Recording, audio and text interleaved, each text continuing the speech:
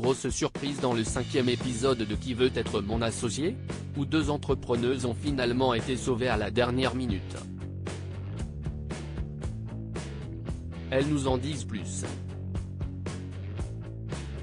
Si on a l'habitude des retournements de situation dans l'émission Bilan diffusée juste après, CIST dans le 5e épisode de Qui veut être mon associé ?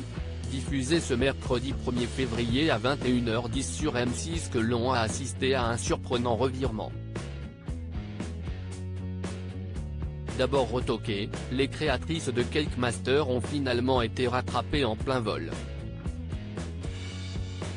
Elles nous livrent leurs impressions. Un rattrapage in extremis pour Cake Master à l'issue de leur passage dans Qui veut être mon associé ? Mitula et Niroshi sont déçus, aucun investisseur ne cesse de montrer intéressé par leur projet. Cake Master, CIST, un service de box permettant de créer un gâteau de manière facile. À l'intérieur de la boîte, on y trouve tous les ingrédients, par exemple pour créer de toutes pièces un napolitain géant, un cookie choco noisette ou encore une tarte citron mandarine meringuée. Pour nous, c'était terminé, explique le duo à Télé Loisirs, toutes les remarques étaient pertinentes, on était super contente de ça, c'était pas un non pour dire non, on s'est dit qu'on allait continuer à bosser. Mais quelques minutes plus tard, alors que les 2 entrepreneuses se trouvent dans le sas, Jean-Pierre Nadir vient les chercher pour les ramener sur le plateau. Au moment où l'on repart dans le sas, on voyait qu'Éric Larchevêque voulait prendre la parole, mais CIST finalement Jean-Pierre Nadir, Marc Simoncini et Delphine André qui vont jeter leur dévolu sur le projet.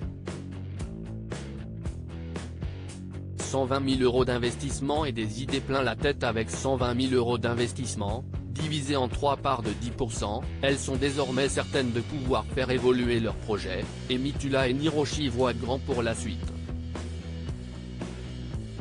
En plus d'un partenariat avec le chef Thierry Marx, vu dans Top Chef, les 2 jeunes femmes espèrent pouvoir signer avec d'autres personnalités du monde de la cuisine, comme Cédric Grolet, connu pour ses pâtisseries en trompe-l'œil très populaires sur les réseaux sociaux. On a consolidé notre vision et notre stratégie au niveau du business model, explique-t-elle, on a beaucoup avancé sur notre partie logistique et approvisionnement, on est monté en compétences et en volume.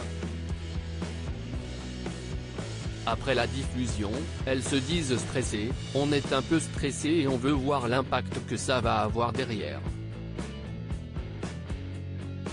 C'était le dernier test marché qu'on pouvait faire, ça nous montrera que notre produit a vraiment sa place, qu'il va vraiment plaire ou pas. À lire aussi Qui veut être mon associé ? Un ancien juré de Top Chef s'invite dans l'émission ce mercredi 1er février.